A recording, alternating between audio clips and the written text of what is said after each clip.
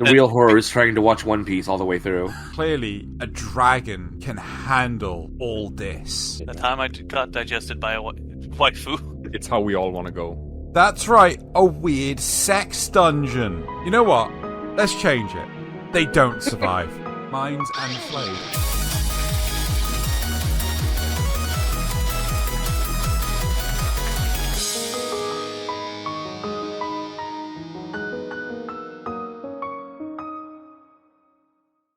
Ancient powers of evil, grant me the power to call upon your servant.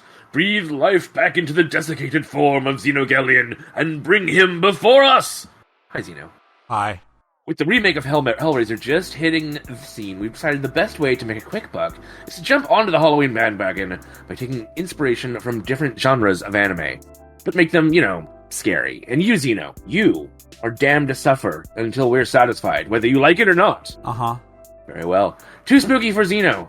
Mysteries and capers already lend themselves to tension, so how about you come up with a scary show involving, a cheeky thief with a heart of gold, but, he'd need some friends, if only so they can get separated at some point during it. How about a gunslinger and a Bushido warrior? Yeah, that's it. A group with a real certain set of skills. Now, what situation would you put them in to scare the pants off of them? Okay, first off, I think every and any scary scenario requires at least a haunted castle. Haunted mansions, they've been done to death. It doesn't really apply anymore. Nobody outside of England even knows what a castle is, though. There are castles all over Europe, so you mean no one in America knows what a castle is? That's true. Yeah, try and disavow our heritage. Anyway, so haunted castles, and then do you know what else is inside a haunted castle? That's right, a weird sex dungeon. You can't have one without the other. And do you know what happens when you have a weird sex dungeon in a haunted castle? I'm not sure I want to know, but that's that. Yes. Okay, so you're right? There is a pit to hell. It goes all the way down. There's a gigantic spiral staircase, right? And there's no banister. And the stairs, they're made out of some weird, granite marble scenario sort of thing that's really effing slippery. And we actually have a demon that goes up the stairs, just purposefully soaking each of the steps. At one point in time, you'll go past them, and by go past them, I mean just fall down the rest of the stairs. And we have our band of misfits, and there they are. They go into this haunted castle because they think that there's some secret treasure, but instead the treasure is the devil's heart. And they have to take the devil's heart to the devil in order to be freed from hell. But secretly, what they don't know is there's no escaping hell. And they all die. Xeno Jelly Beans. As I must always make a One Piece question, what horrifying zombie reconstruction would you have made to make Thriller Bark a better arc? You have to give me some bones here, because, I've never watched One Piece. They get to a ship island, and it is literally just everything is made just sewn together corpses. The real horror is trying to watch One Piece all the way through. I don't know how far I got. I know I got to the introduction of... Is it Sanji? I know I got to the introduction of him, but he hadn't joined the ragtag crew because it was 35 episodes at this point, and nothing had fucking happened. You're a couple of 100 episodes away from Thriller Bark. Fair, but regardless of that, I know that in the very first few episodes when Luffy arrives on, I want to say some marine base, he's introduced to some kid who wants to be an aspiring marine. And what I'm thinking is, you take all the characters, all the acquaintances that the Straw Hat Gang encounter along the way, and you just murder them all, and you turn them into a boat. And as they're sailing by, and they see the hull of all their friends sewn together, they just start crying, and the oldest of the group will understand what this means. But the youngest of the group, the attending, right? The youngest members to have joined, Like, they'll be like, I don't know who any of these people are. It's like, yeah, that's why all the veterans are crying their eyes out. Make them suffer. I feel like there's a Ship of Theseus joke in here somewhere. I was actually going for Norse mythology. In the days of Ragnarok, there will come a ship sailing called Nagelfar, which is made from the fingernails of everyone who has ever died. That's so metal. I did know that. No. That's not metal. If it was the bones, right? If it was actual bones, that would be metal, right? Fingernails? I'm like, that's like serial killer behavior. yeah. Yep. Norse mythology. Naoto Hachioji, an introverted second-year high school student, prefers to avoid social interactions and draws manga in his spare time. However, first-year mind flayer Hayase Nagatoro takes an interest in him and habitually warps his reality to the point of him vomiting and clawing out his own eyes. As she continues to push him to the brink of insanity, he develops a crush on her in return. It's this summer's big romantic comedy, Don't Eat My Brain, Miss Nagatoro. Yeah. How should they write the second season, now that the protagonist has forgotten how to communicate with the external world? This reminds me so much of Markiplier played this shit. What's it called? It's basically a dating sim where you actually date like all the old gods. I'm just envisioning this. So basically, even though his brain has been turned into mulch, right? Let's queue up another deity, and who better to actually portray Nefertep than Komi? Right, so we cue in Komi onto the scene, and you know you can't look at her eye or anything like this, and like it would just be absolutely utter chaos. And yeah, But more of a love pentagram than a love triangle. Of course, made from your own innards. Nice. Also, Komi would win. In space, no one can Xenogelion. Sometimes the real horror is in not just the unknown, but the unknowable. Things that just defy explanation, like ghosts or aliens. That's a good one for horror. I'm pretty sure there was a movie about that, but I don't actually remember. It's probably not. So anyway, I'm thinking a man who is happily living with just his grandpa, but his house gets overrun by aliens. Describe his struggle to survive as they all fight to be the only one to plant their eggs in his stomach. You know, this is too vague.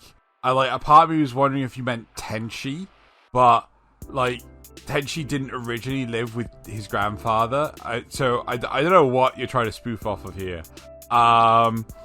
It is actually Tenchi. I forgot that he didn't initially live with his grandfather. Yeah. So his grandfather lived in the mountains, but he lived with his father in the city. But yeah, anyway, close enough. It was close enough. So basically, we have our main protagonist, who, he's a trader by day. He's a lone salesman who wanders the streets of insert country bumpkin village here,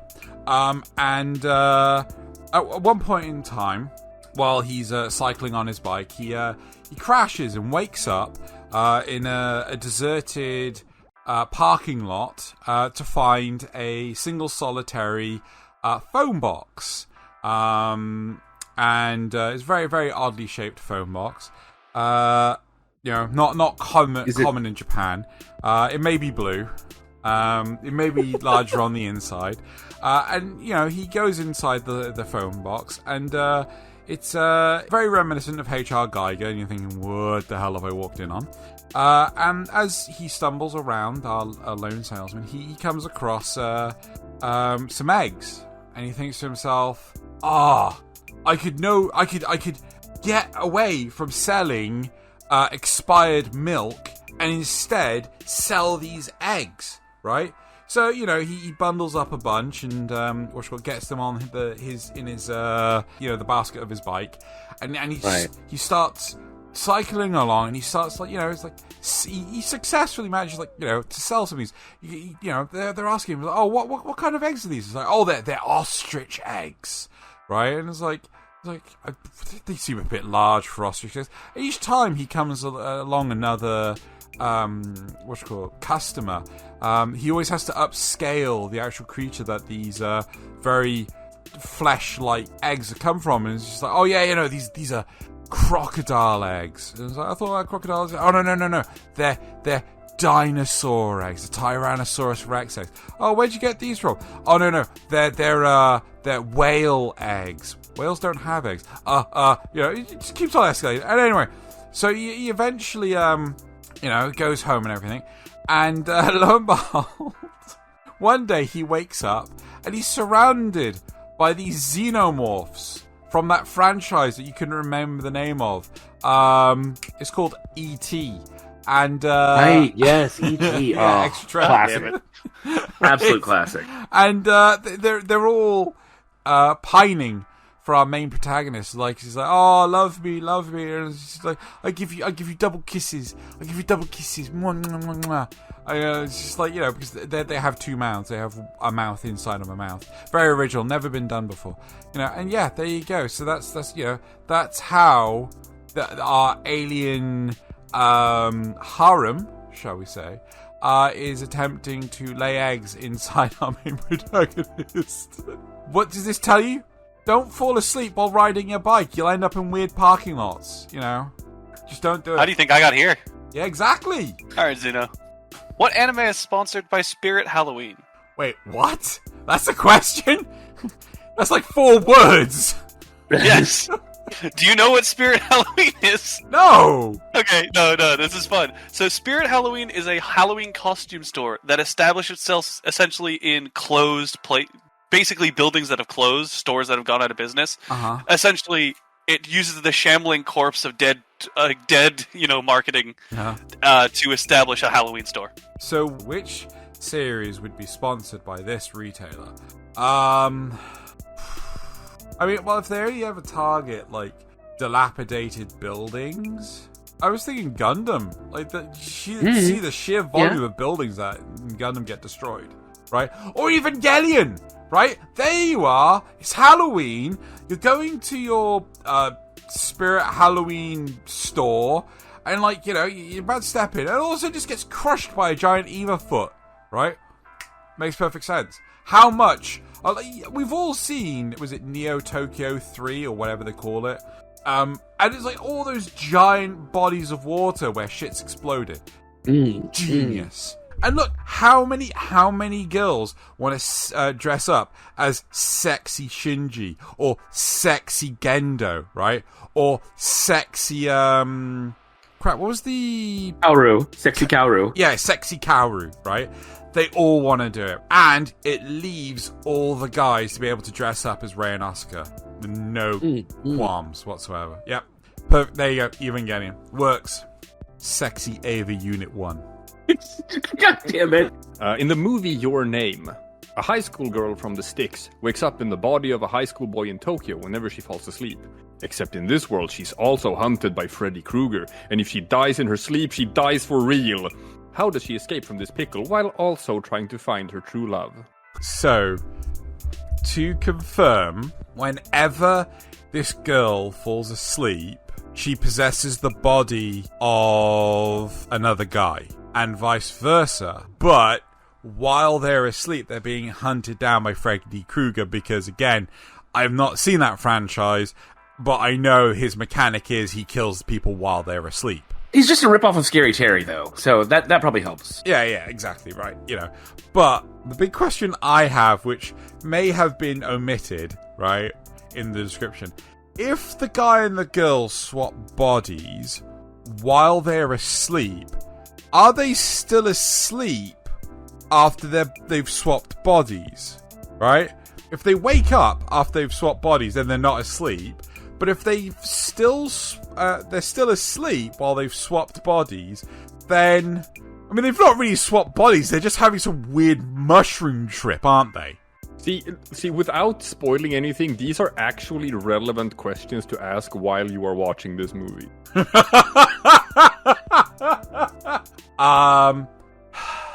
You know what?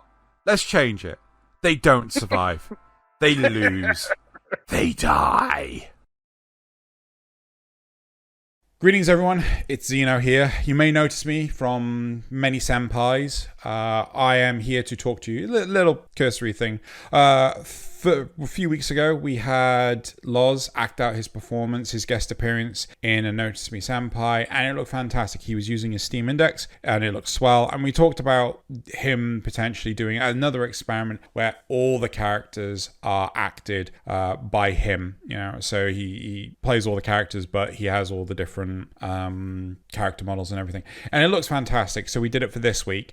So the big thing is, yes, we want to do this moving forward. No, it will not be next week onwards. I have to buy a Valve Index. So we'll have to wait for me to have enough finances to do that. I honestly can't say when. It may be next month. It may be the month after. It may be January. I really don't know. I've also got to save up for my trip to Japan. But one thing I will say is, if you like this for all the acting and everything, please give it a like, give it a thumbs up, give it a favorite, comment in the description, give the YouTube algorithm what it needs so that it's happy to share it with other people. And also, please share it with other people yourselves, because this is going to be a huge investment. We're talking £1,000 to produce this show, and I love doing this show, but I mean, £1,000 to go on something that doesn't gain any traction is going to be a bit of a, you make me very sad. Anyway, enough of that. So I really hope you enjoy this episode. Again, special thanks to Loz for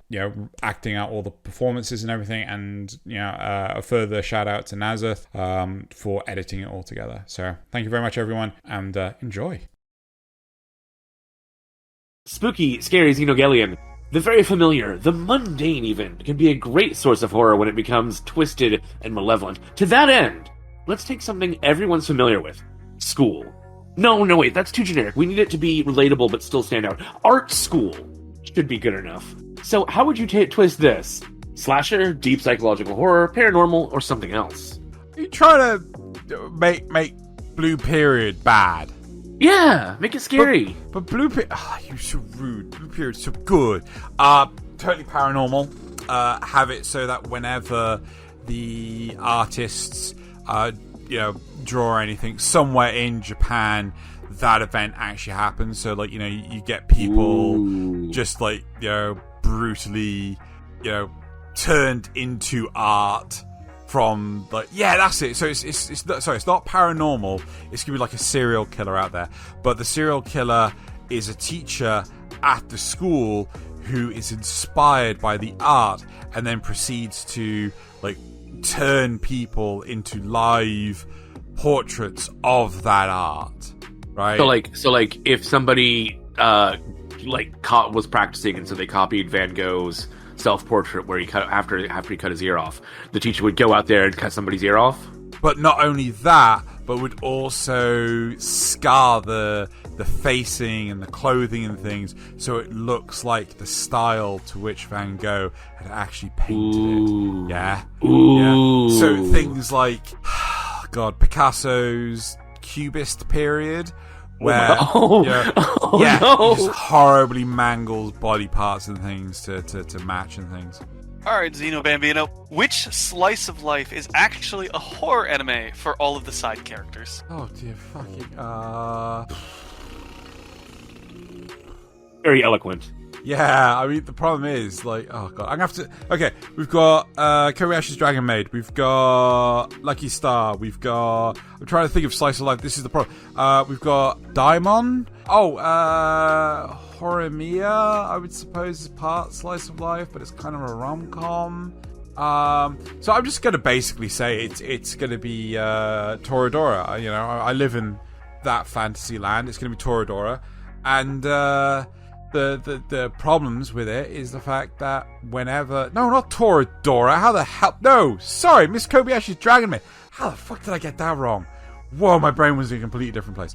Toru is what the problem was. Anyway, yeah, so basically, there are people having psychotic episodes when, they think that their neighbors are dragons, when all of a sudden there are these giant lizards on the roofs of their apartment buildings that are being watered down, and then all of a sudden, when they go up there to check what's going on, no one's there, right? There's huge giant landscapes, there's fields where, it was used for agriculture, where, farmers would bring their livestock, and all of a sudden there's giant chasms in the ground, going down God knows how many meters, and there's dragons fighting up in the air.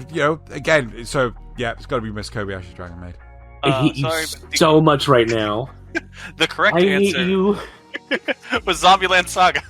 The one about the girls who were all zombies. That's not a slice of life. Isn't it? Oh, is Idol not technically slice? Oh, whatever. Actually, no, to be fair, I got really bored of that series. I was going to ask a question about Kobayashi's Dragon You Maid. can still ask it later. No, it literally comes before. Fix it in post. Here's one for you. Kill la kill, but the costumes they transform into are fursuits with functioning genitalia. Ah! That's the horror scenario. How does Ryoko Matoi get over the embarrassment of her new appearance so that she can fight? A lot of alcohol. Like, oh wait, no, but the mine is they can't drink. What is legal at that age? Because she can't drink. Because I think it's 20 in Japan. I just think she's got to see a therapist. Like, she just has to, the therapist has to get her through her trauma, just so that she can realize that what she's doing is for the greater good, in the weirdest, most perverted sense possible. So what you're saying is here, like, unlike in the original story, in this way, there is no way to accept the fursuit. Not without help. Embrace it. There's no way to embrace the fursuit. No, not without. I mean, to be fair, considering how much Ryoko didn't want to wear Zenketsu, it just highlights the fact that, like, as you described it, it would just drive her, just push her over the edge. It would just, like, it would drive her insane. Mind flayer. Yeah, mind flayer. Yeah, minds and flayed. I trick-or-treated for hours, and all I got was this lousy Xenogelion. Oof. A lot of mythical creatures have their start in horror stories, told to other people. Like, imagine if some eldritch creature from the past invaded our modern technological world. You're a programmer in your spare time, right? Uh-huh. What do you mean in my spare time? That's my job! What would you do if suddenly you found out dragons, actual honest-to-God fire-breathing dragons, were real and completely threw your world into chaos, ceaselessly hunting you down with no place to hide? So, I'm a programmer. All of a sudden, there be dragons. Wait, am I having a Don Quixote moment? Am I hallucinating the dragons? I'm referring to the giants and the windmills. Read a book. Are we talking that, or are we talking that the world is completely in terror? We now have to fortify. We have to actually build proper walls around countries and things to protect us from dragons. We have to live in domed bunkers, like that terrible movie Reign of Fire. Yeah, exactly. Yeah. See, I went into that movie with the lowest of the low expectations, and I was quite happy with what I watched. Still managed. No, really? No, I was happy with what I saw because I was expecting the most horrific thing ever, right? However, when I went back to watch it afterwards, it was the most horrific thing ever because my expectations were higher. So, turns out, Reign of Fire bad. Okay, so the reason why they want me is clearly for my handsome visage. That's the reason why I'm wearing the Goblin Slayer suit. You guys can't see my handsome visage, otherwise all your faces would explode. It can't be done. But, clearly, a dragon can handle all this. That's why they're after me. So you're saying they want you to create some kind of horrible human-dragon homunculus hybrid? The Dragonborn. Yeah, there you go. I like that answer more than what you just said. I was going to say yes but the Dragonborn thing was an out, so I'm taking that. I was gonna make a Xenomorph pun, and I can't think of one. So I'll just make everyone upset. Monster Musume becomes a survival horror. Which one of the girls violently eats the protagonist in the end? Okay, so I'm trying to remember what monster girls are in Monster Musume. I know that there's a Lamia, there's a Centaur, is it a Dryad? The spider girl? There's a Dryad, but it's not one of the harem girls. There's a slime. Oh. There's a harpy. I thought the Dryad was. Okay. There's a slime, there's a harpy, there's a mermaid, there's a Doulahan. There's a kobold, there's a zombie. There's a yeah. Is there a Cyclops? Yes. Okay, so out of that, though the Doulahan would be hilarious to watch, right? Because it's just basically chewing and then just falls out. I'm gonna go with the slime. Because I think that would be hilarious just to watch the main protagonist all like, I love you, and then slowly just get enveloped and dissolved in a slime. That's the one I'm going to go for. That time I got digested by a slime. That time I got digested by a slime, and then fed it past midnight, and as a result, it spawned a lot of little mini slimes. That's how they made. Right. The time I got digested by a waifu. It's how we all want to go. Alright, Mr. Xenomorphian. My dress-up darling, except in this version, Marin wants to wear the skin of the people she's dressing up as. Still smash, or does this make it a pass? Oh my god! But these are fictional characters she wants to dress up as. Yeah, well, she's a hard woman to please, I guess. Oh. I'm sorry, no. I mean, the age thing, that was kind of a pass already. But, I mean, she would fall from best girl to... yeah, so, no, that would be a hard pass. No. By the power of the dark forces bestowed upon me by the state of New Jersey, I release you, Xenogelion, and banish you from this mortal realm, and into... Wait, this can't be right. A slice of life Castlevania? Woo! Wait,